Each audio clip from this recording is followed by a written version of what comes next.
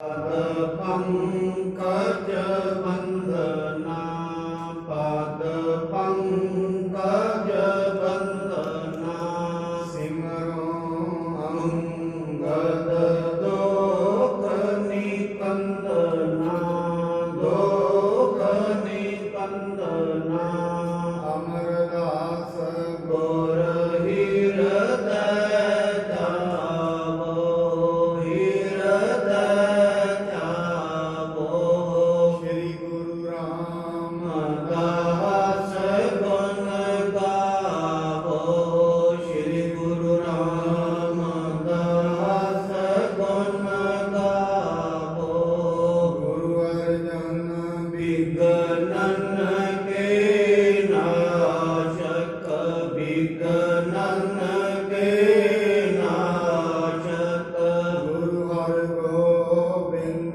शुभ मत प्रकाशक शुभ मत प्रकाशक गुरुवर राय नमो कर जोरी नमो कर जोरी गुरु हर कृष्ण मनाय बहोरी मनाय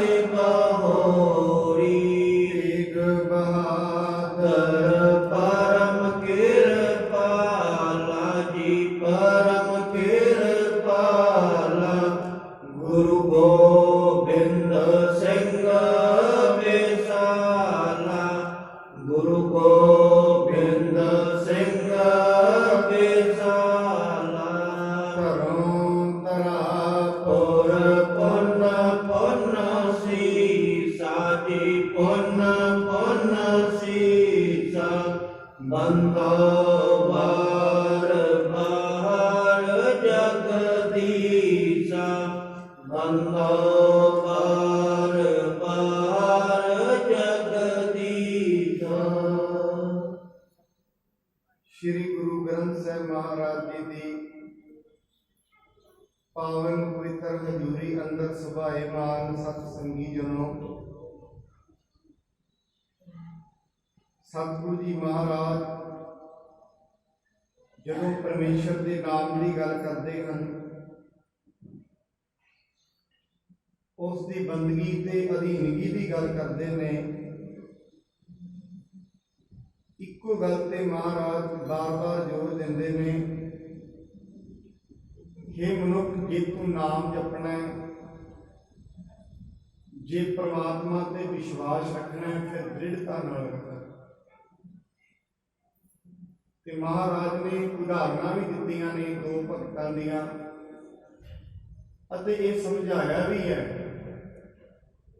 जे किते बंदगी करनी है फिर इन्नी दृढ़ता नाल करो जिवें इन्हां भगतां ने कीती है,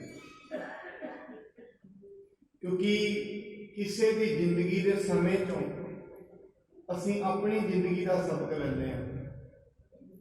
जो पुराने समय घटनावां साडियां बजुर्गां दे नाल वापरदियां ने असीं उन्हां दे जीवन इतिहास तो अपनी जिंदगी विच सबक लैंदे हां।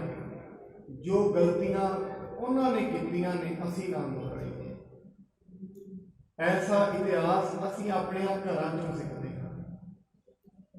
इस करके मनुख है जिहड़ा वो जो दुनिया ते जो इतिहास अज ताईं हुण ताईं वापरिया है, इतिहास तो शिक्षावां लईआं जांदियां ने और इतिहास ही सब तो वड्डा टीचर हुंदा है। मनुख अपनी जिंदगी च सबक किस तो लेगा जो उहदे नाल अज ताईं वापरिया है, उस तो वो सबक लै सकदा है। मेरी जिंदगी च ये घटनावां वापरियां ने, क्यों वापरियां ने, इन्हां दे कारण आ सी। जेड़े मनुख लगातार तुरी जा रहे हैं, कर्म ते करी जा रहे हैं, पर कदे इस चीज का विश्लेषण ही नहीं किया जो कुछ मैं कर रहा जे मेरी जिंदगी में दुख ने उन्हां दा कारण की है। इन्नी गंभीरता नाल कोई भी नहीं विचारदा। मनुख की जिंदगी दे कुछ गलत इसनूं लगदा है वापरिया है, उस गलत वापरन का कारण की है? सतगुरु जी महाराज कहते ने, जे तू बंदगी करनी है फिर ध्रुव भगत ते प्रहलाद जी ने कहा। राम जपो जी ऐसे ऐसे, ध्रुव प्रहलाद जपियो हर जैसे। उन्होंने किवें जपिया? पहली गल, सानू भगत प्रहलाद अते भगत ध्रुव जी की जिंदगी जो वेखण नूं मिलती है दृढ़ता। भगत प्रहलाद जी कल्ले ने, सारा पिंड सारा शहर वक्त का राजा उसका खुद पिता। दूजी गल, उसनूं सिक्ख्या देने वाले उसके टीचर सारे एक वखरी गल करते हैं, पर भगत प्रहलाद जी उन्हों की गल नहीं होती, क्योंकि विश्वास रब ते दृढ़ता रब ते। हुण मनुख नूं ऐसी दृढ़ता रखनी पैंदी है, पर मनुख की मानसिकता की है? मनुख रोज दी रोज डोल जाता है, क्योंकि इस दे मन दे विच उन्ना प्रबल विश्वास नहीं है। इस नूं एक मनुख कहेगा, दूजा कहेगा, तीजा कहेगा, चौथे के कहने से कुराए पै जांदा। दृढ़ता नहीं है, विश्वास नहीं।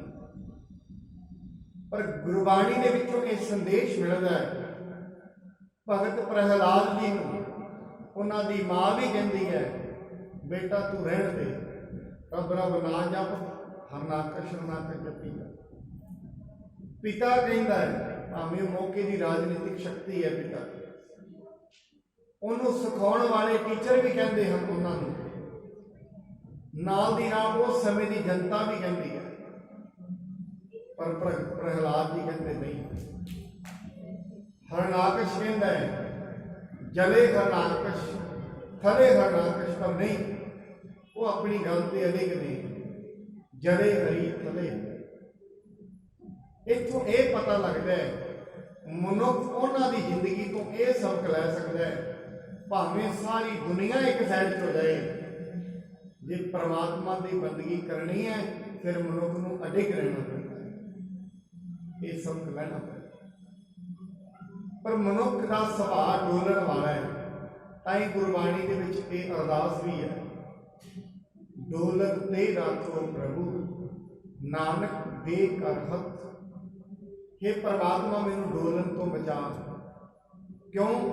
अज मैं चल रहा हाँ, पता नहीं किसी के कहे हुए बोलों के अनुसार कदों मैं तेरे दरबार तो तेरे संदेश तो लुट जाऊँ। इस करके पहली गल है दृढ़ता। दूजी गल उन्होंने जिंदगी जो वेखण नूं मिलती है विश्वास,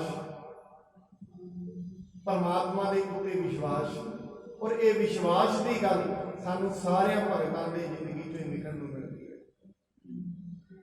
इस करके मनुख नूं परमात्मा के उत्ते विश्वास होना चाहिए। और बाणी ये कहती है, जिसकी जिंदगी विच विश्वास है उसकी जिंदगी विच ज्ञान है, उसकी जिंदगी विच समझ है। जिसकी जिंदगी विच परमात्मा की समझ नहीं, उसकी जिंदगी विच विश्वास नहीं। मैं बड़ी बड़ी बेनती की साध संगत, असल दे विच मनुख उदों तो ही परमात्मा ते विश्वास रखता है जदों तो ही उन्होंने कोई वस्तुआं मिल रही हैं। जिवें कोई उसकी दात ये तो विसर जाती है, नालों नाल मनुख का विश्वास परमात्मा को टुटना शुरू हो जाता। मनुख के विश्वास का धागा बस इन्ना की है, जे ते वस्तुआं मिल गई ने विश्वास है, जे खो लईआं ने टुट गए। इसका मतलब मनुख परमात्मा को इसे चीज करके समझता है, जे ते कुछ मिल रहा पदार्थ मिल रहे हैं तो परमात्मा है, नहीं मिले तो नहीं है। पर ऐसा नहीं है। परमात्मा का होना ना होना पदार्थों करके नहीं देखा जा सकता। बड़ी बड़ी दुनिया के विच कहा जाता है कि बड़ा भागा वाला है, क्यों इस परमात्मा ने बड़े बड़े महल से मुनारियां बख्शे ने। पर बाणी इस चीज में सहमत नहीं है। ਬਾਣੀ ਤੇ ਕਹਿੰਦੀ ਹੈ ਭਾਗਾ ਵਾਲਾ ਤੇ ਉਹ ਹੈ ਜਿਹਨੂੰ ਪਰਮਾਤਮਾ ਨੇ ਰੱਬ ਦਾ ਨਾਮ ਤੇ ਸੰਗਤ ਬਖਸ਼ੀ ਹੈ। ਕਦੀ ਨਹੀਂ ਬਾਣੀ ਦੇ ਵਿੱਚ ਮਹਾਰਾਜ ਨੇ ਕਿਹਾ ਭਾਗਾ ਵਾਲਾ ਉਹ ਹੈ ਜਿਸ ਨੂੰ ਬਹੁਤ ਕੁਝ ਰੱਬ ਨੇ ਦਿੱਤਾ। ਨਹੀਂ, ਆਪ ਜੀ ਬੜੀ ਵਾਰੀ ਸ਼ਬਦ ਸਰਵਣ ਕੀਤਾ ਹੈ, ਵੱਡ ਭਾਗੀ ਹਰ ਸੰਗਤ ਪਾਵੈ। ਵੱਡ ਭਾਗੀ ਕੌਣ ਹੈ? ਜਿਹਨੂੰ ਸੰਗਤ ਮਿਲੀ, ਉਹ ਵੱਡ ਭਾਗੀ। ਕੌਣ ਵੱਡਾ? ਮਾਇਆ ਵਡਿਆਈ ਸੋ ਵੱਡਾ ਜਿਨ ਰਾਮ ਦੇ ਵੱਡਾ ਉਹ ਹੈ ਜਿਨ ਰੱਬ ਨਾਲ ਦੇ ਵਾਲਾ। ਦੁਨੀਆ ਦੇ ਉੱਤੇ ਬਾਣੀ ਕਹਿੰਦੀ ਦੁਨੀਆ ਕੀਆਂ ਵਡਿਆਈਆਂ ਆਵੈ ਕਮਨੇ ਕਾਮ। ਦੁਨੀਆ ਦੀ ਵਡਿਆਈ ਉਦੋਂ ਤੇ ਨਾਲ ਚੱਲਦੀ ਹੈ ਜਦੋਂ ਤੇ ਸਰੀਰ ਹੈ। ਜੇ ਕਿਸੇ ਦੇ ਹੁਣ ਰੂਪ ਦੀ ਜਵਾਨੀ ਹੈ, ਬਲ ਬੜਾ ਹੈ, ਉਦੋਂ ਤੇ ਵਡਿਆਈ ਰਹੇਗੀ ਜਦੋਂ ਤੇ ਜਵਾਨੀ ਹੈ। ਜਵਾਨੀ ਢਲ ਜਾਏਗੀ, ਜਵਾਨੀ ਦੀ ਵਡਿਆਈ ਖਤਮ, ਸਰੀਰ ਦੀ ਵਡਿਆਈ ਖਤਮ। ਸਰੀਰ ਦੀ ਵਡਿਆਈ ਉਦੋਂ ਤੇ ਹੀ ਹੈ ਜਦੋਂ ਤੇ ਸਰੀਰ ਜਵਾਨ ਹੈ, ਜਵਾਨੀ ਖਤਮ ਹੁੰਦੀ, ਵਡਿਆਈ ਖਤਮ। ਮਨੁੱਖ ਦੀ ਵਡਿਆਈ ਉਦੋਂ ਤੇ ਹੀ ਹੈ ਜਦੋਂ ਤੇ ਇਸ ਦੇ ਕੋਲ ਦੁਨਿਆਵੀ ਤੌਰ ਤੇ ਮਾਇਆ ਹੈ, ਕੋਈ ਸ਼ਕਤੀ ਹੈ।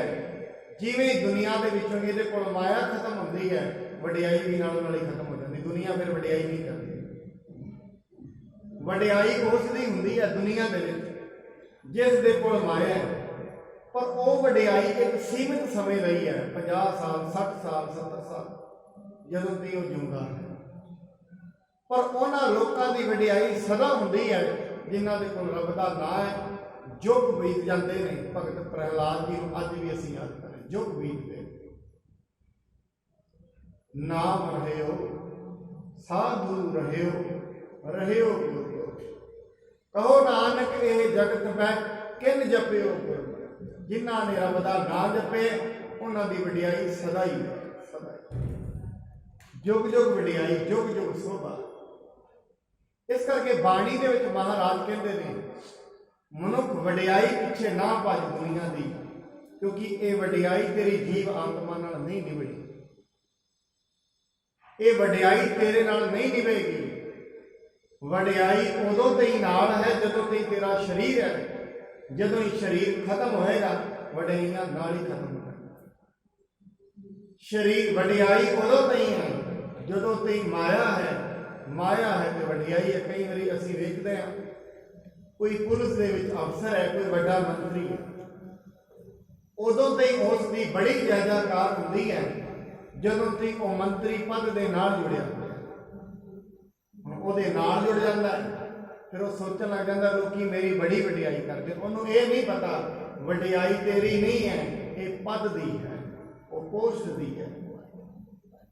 ਜਦੋਂ ਤੇ ਉਹ ਪੋਸਟ ਹੈ ਉਦੋਂ ਤੇ ਵਡਿਆਈ ਹੈ। ਜਿਵੇਂ ਪੋਸਟ ਗਈ ਹੈ ਵਡਿਆਈ।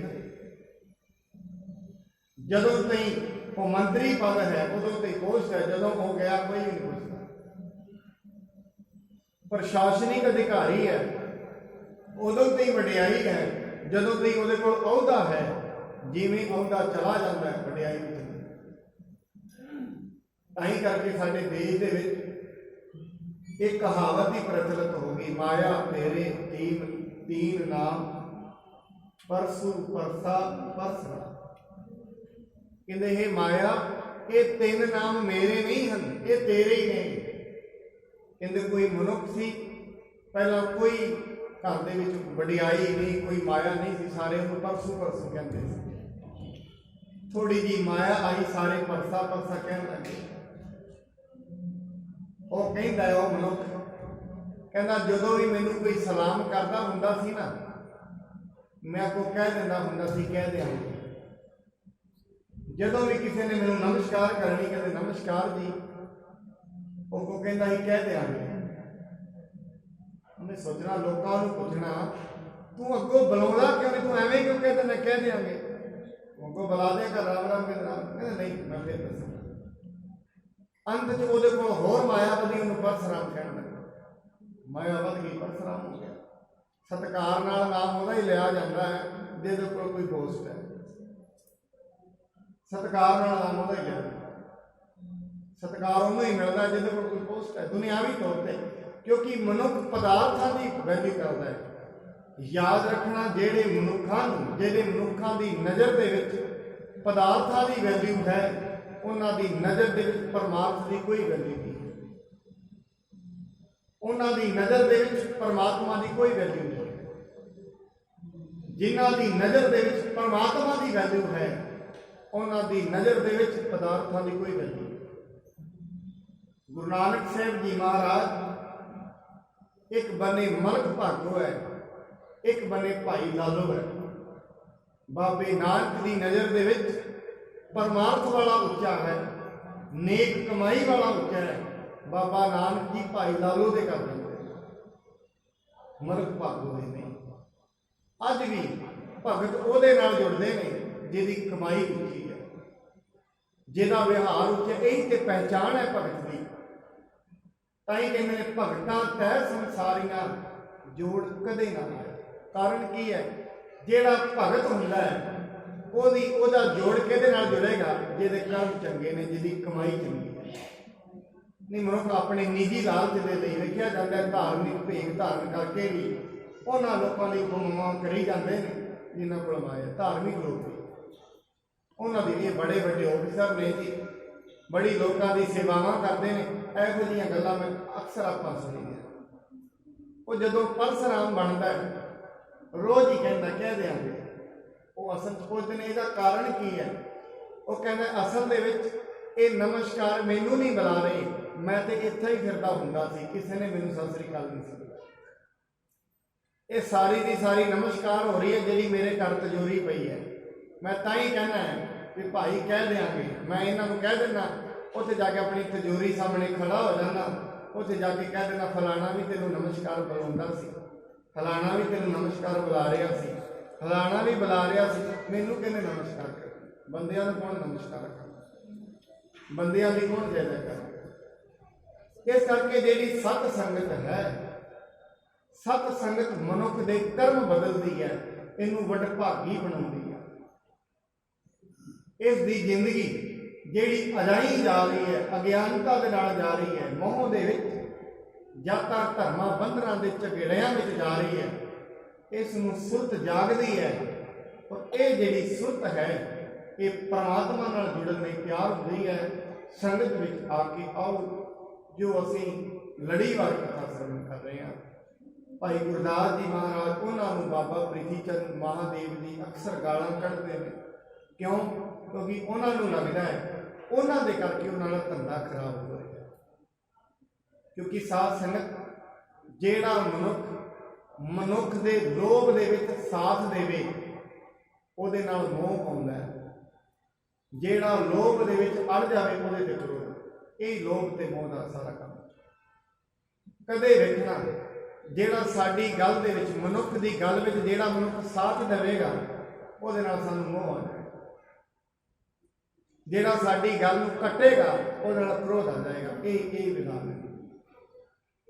ਜਿਹੜਾ ਸਾਡੇ ਨਾਲ ਹੀ ਢੇਸ਼ੀ ਰਹੇਗਾ, ਉਹਦੇ ਨਾਲ ਹੀ ਸਾਡਾ ਮੋਹ ਹੁੰਦਾ ਹੈ। ਜਿਹੜਾ ਸਾਡੇ ਤੋਂ ਥੋੜੇ ਵੱਖਰੇ ਵਿਚਾਰਾਂ ਵਾਲਾ ਹੁੰਦਾ ਹੈ, ਉਹਦੇ ਤੇ ਕ੍ਰੋਧ ਹੁੰਦਾ ਹੈ, ਉਹਦੇ ਨਾਲ ਹੀ ਈਰਖਾ ਵੀ ਹੋ ਜਾਂਦੀ ਹੈ। ਇਸ ਕਰਕੇ ਬਾਬਾ ਪ੍ਰੀਤੀ ਚੰਦ ਜੀ ਨੂੰ ਲੱਗਦਾ ਹੈ, ਕਿਉਂਕਿ ਮੋਹ ਤੇ ਨਹੀਂ ਆ ਰਿਹਾ। ਕਿਉਂ? ਉਹਨਾਂ ਨੂੰ ਲੱਗਦਾ ਹੈ ਸਾਡੇ ਲੋਭ ਦੇ ਵਿੱਚ ਇਹ ਸਾਥ ਨਹੀਂ ਦੇ ਰਹੇ। ਜੇ ਸਾਥ ਦਿੰਦੇ ਫਿਰ ਤੇ ਮਿੱਤਰ ਸਨ, ਨਹੀਂ ਦੇ ਰਹੇ। ਹੁਣ ਵਿਰੋਧੀ ਗਾਲਾਂ ਕੱਢਦੇ ਨੇ, ਸ਼ਰਾਪ ਦੇ ਰਹੇ ਨੇ। ਭਾਈ ਗੁਰਦਾਸ ਜੀ ਕਹਿੰਦੇ ਨੇ ਤੁਹਾਡੇ ਵਰਗਿਆਂ ਦਾ ਸ਼ਰਾਪ ਨਹੀਂ ਲੱਗਣਾ, ਕਿਉਂਕਿ ਤੁਸੀਂ ਤੇ ਆਪ ਮਾਇਆ ਦੇ ਮੋਹ ਵਿੱਚ ਰੁੜੇ ਪਏ।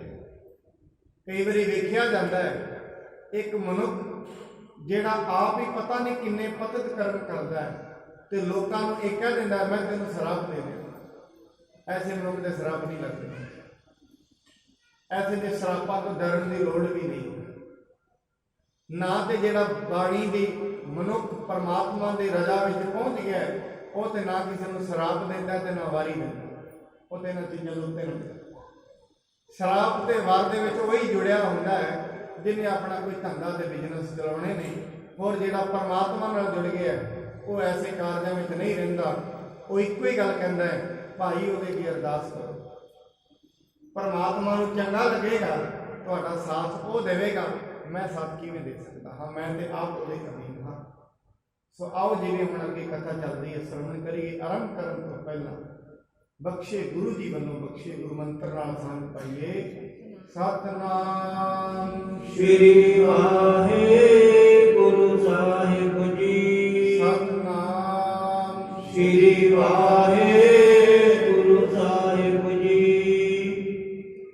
ਝਗੜਾ ਕਰਿਓ ਮਿਲੇ ਦੋਇ ਭਰਾਤ, ਹਮ ਗੁਜਰਾਨ ਹੇਤ ਕਿਤ ਜਾਤ। ਦੋਵੇਂ ਭਰਾ ਇਕੱਠੇ ਹੋ ਕੇ ਗੁਰੂ ਅਰਜਨ ਸਾਹਿਬ ਜੀ ਦੇ ਕੋਲ ਆ ਗਏ ਤੇ ਦੁਬਾਰਾ ਫਿਰ ਗੁਰੂ ਅਰਜਨ ਸਾਹਿਬ ਜੀ ਮਹਾਰਾਜ ਨਾਲ ਝਗੜਾ ਕਰਦੇ ਹਨ।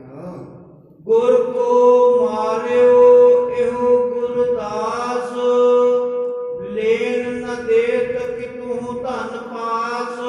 ਕਹਿੰਦੇ ਹਨ ਇਹ ਸਤਿਗੁਰ, ਗੁਰੂ ਅਰਜਨ ਸਾਹਿਬ ਸਤਿਗੁਰ ਤੇ ਉਹਨਾਂ ਕਿੱਥੇ ਕਹਿਣਾ, ਕਹਿੰਦੇ ਜਿੱਥੇ ਵੀ ਅਸੀਂ ਜਾਂਦੇ ਆ ਇਹ ਗੁਰੂ ਦਾ ਮਾਰਿਆ ਹੋਇਆ ਗੁਰਦਾਸ ਉੱਥੇ ਹੀ ਆ ਕੇ ਸੰਗਤਾਂ ਨੂੰ ਸਾਡੇ ਖਿਲਾਫ ਪ੍ਰਚਾਰ ਕਰ ਦਿੰਦਾ ਹੈ। ਵਿਖੈ ਆਗਰੇ ਨਿਕਸਤ ਪ੍ਰਾਨ, ਇਹੋ ਨਹੀਂ ਚਾਹੀਏ ਗੁਰ ਅਸਥਾਨ। ਸਾਸ ਨੂੰ ਵੇਖੋ ਈਰਖਾ ਕਿਹੜੇ ਸ਼ਿਖਰ ਤੇ ਪਹੁੰਚ ਜਾਂਦੀ ਹੈ। ਮਨੁੱਖ ਦੇ ਲੋਭ ਦੇ ਵਿੱਚ ਕੋਈ ਅੜਦਾ ਹੋਵੇ ਨਾ, ਇੰਨੀ ਈਰਖਾ ਹੋ ਜਾਂਦੀ ਹੈ ਬੰਦਾ ਸੋਚਦਾ ਕਿ ਮਰ ਹੀ ਜਾਏ ਤੇ ਠੀਕ ਹੈ। ਇੱਥੋਂ ਤੱਕ ਪਹੁੰਚ, ਈਰਖਾ ਇੰਨਾ ਤਕੜਾ ਜ਼ਹਿਰ ਹੈ, ਇਹਦੇ ਵਿੱਚ ਮਨੁੱਖ ਨੂੰ ਵੇਖ ਕੇ ਰਾਜੀ ਨਹੀਂ। ਹਮੇਸ਼ਾ ਮਨੁੱਖ ਦੇ ਮਨ ਵਿੱਚ ਇਹੀ ਰਹਿੰਦਾ ਹੈ ਇਹਦਾ ਕੋਈ ਅਹਿਤ ਹੋਏ ਤੇ ਮੈਨੂੰ ਆਨੰਦ ਆਏ, ਕਿੱਡਾ ਬੁਰਾ ਸੋਚਦਾ ਹੈ। ਈਰਖਾਲੂ ਮਨੁੱਖ ਐਸਾ ਹੀ ਸੋਚਦਾ ਰਹਿੰਦਾ ਹੈ ਕਿਤੇ ਇਸ ਦੇ ਪ੍ਰਾਣ ਨਿਕਲ ਜਾਣ ਤੇ ਮੇਰਾ ਫਾਇਦਾ ਤਾਂ ਹੀ। ਬਾਣੀ ਕਹਿੰਦੀ ਹੈ ਐਸਾ ਮਨੁੱਖ ਜਿਹੜਾ ਲੋਕਾਂ ਦੀ ਬੁਰਾਈ ਚਿਤਰਦਾ ਹੈ, ਲੋਕਾਂ ਦਾ ਬੁਰਾ ਚਿਤਰਦਾ ਹੈ, ਉਹਦਾ ਚੰਗਾ ਕਦੇ ਨਹੀਂ। ਤਾਂ ਹੀ ਬਾਣੀ ਕਹਿੰਦੀ ਹੈ ਪਰ ਕਾ ਬੁਰਾ ਨਾ ਰੱਖੋ ਜੀ, ਦੂਜੇ ਦਾ ਬੁਰਾ ਕਦੇ ਵੀ ਆਪਣੇ ਮਨ ਵਿੱਚ ਨਾ ਰੱਖੋ।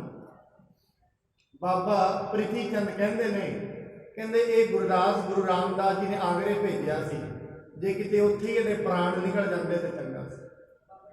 ਇਹੋ ਜਿਹਾ ਗੁਰੂ ਦਾ ਮਾਰਿਆ ਹੋਇਆ ਮਨੁੱਖ ਇੱਥੇ ਗੁਰੂ ਅਸਥਾਨ ਤੇ ਨਹੀਂ ਹੋਣਾ ਚਾਹੀਦਾ। ਤਬ ਹਮ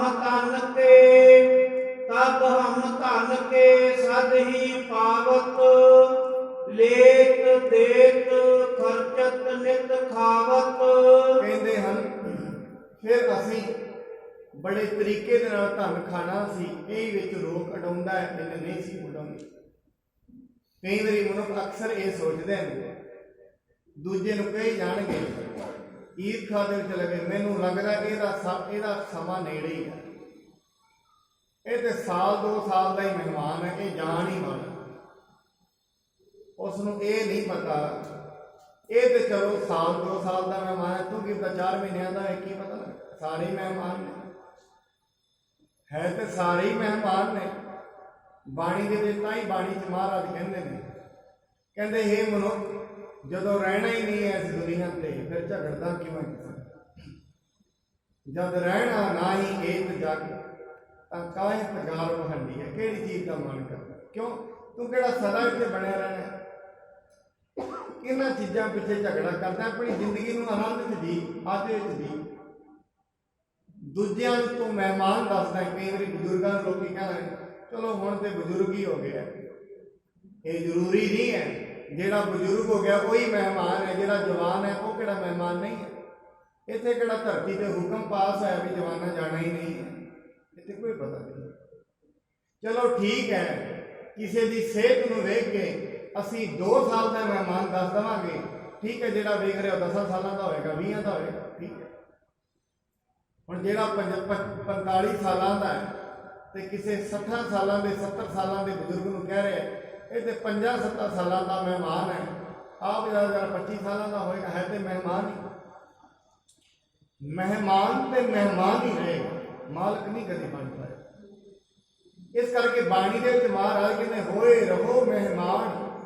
हे ਮਨੁੱਖਾ ਤੂੰ ਇੱਥੇ ਮਹਿਮਾਨ ਬਣ ਕੇ ਰਹਿ, ਕਿਉਂਕਿ ਮਹਿਮਾਨ ਤੋਂ ਵੱਡਾ ਤੂੰ ਨਹੀਂ ਹੈ, ਤੂੰ ਪ੍ਰਾਹੁਣਾ ਹੀ ਹੈ। ਜੈਸੇ ਰਹਿਣ ਪ੍ਰਾਹੁਣੇ ਉੱਠ ਚੱਲ ਸਹਿ ਪ੍ਰਭਾਤ, ਇੱਥੇ ਸਾਰੇ ਹੀ ਪ੍ਰਾਹੁਣੇ ਨੇ।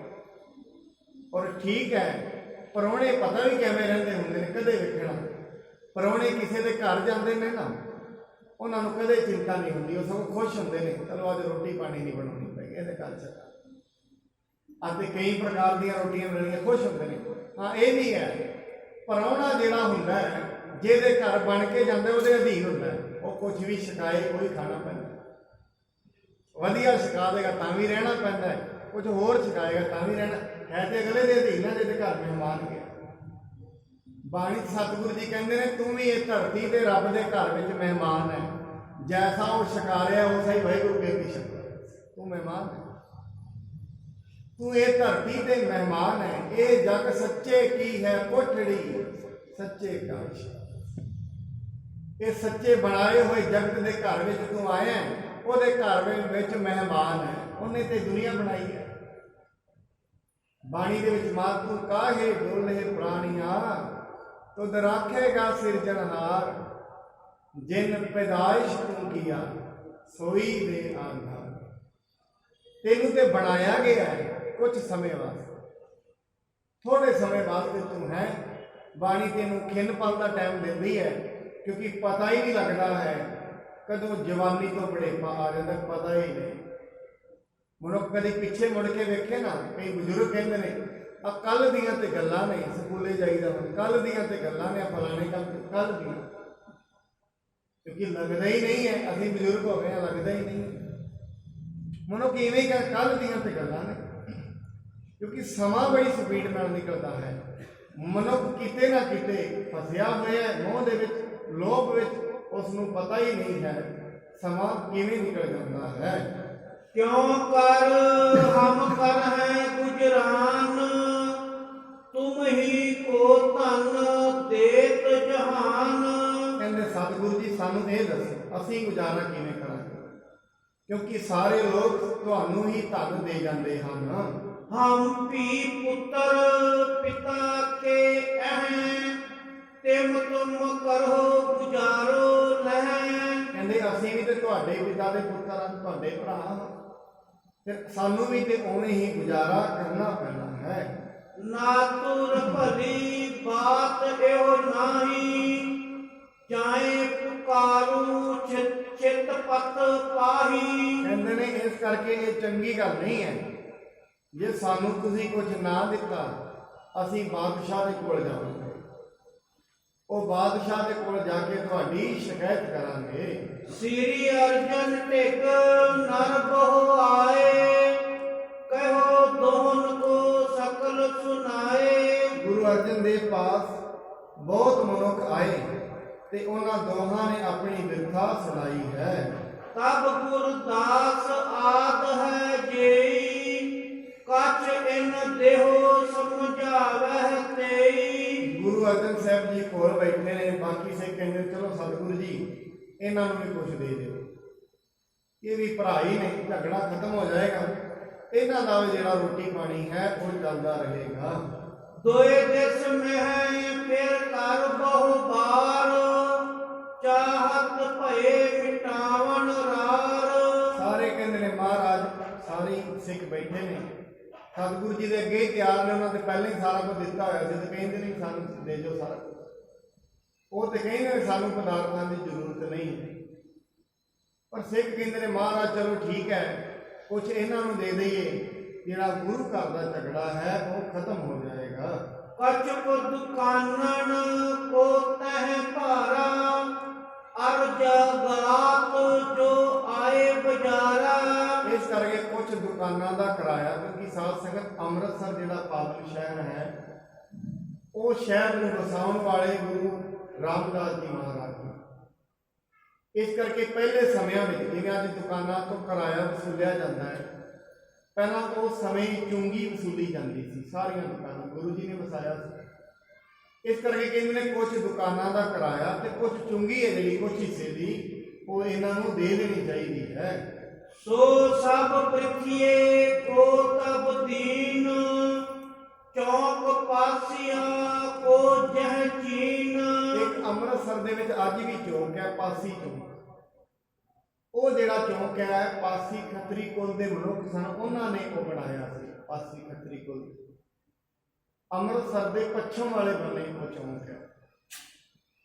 ਉਹ ਚੌਕ ਤੇ ਜਿੰਨੀਆਂ ਦੁਕਾਨਾਂ ਸਨ ਉਹਨਾਂ ਦਾ ਮਾਮਲਾ ਸੀ। ਅੱਜ ਵੀ ਉਹ ਚੌਕ ਹੈ, ਗੁਰੂ ਸਾਹਿਬ ਦੇ ਟਾਈਮ ਤੋਂ ਅੱਜ ਵੀ ਉਹਦਾ ਨਾਮ ਪਾਸੀ ਚੌਂਕ ਹੀ ਹੈ।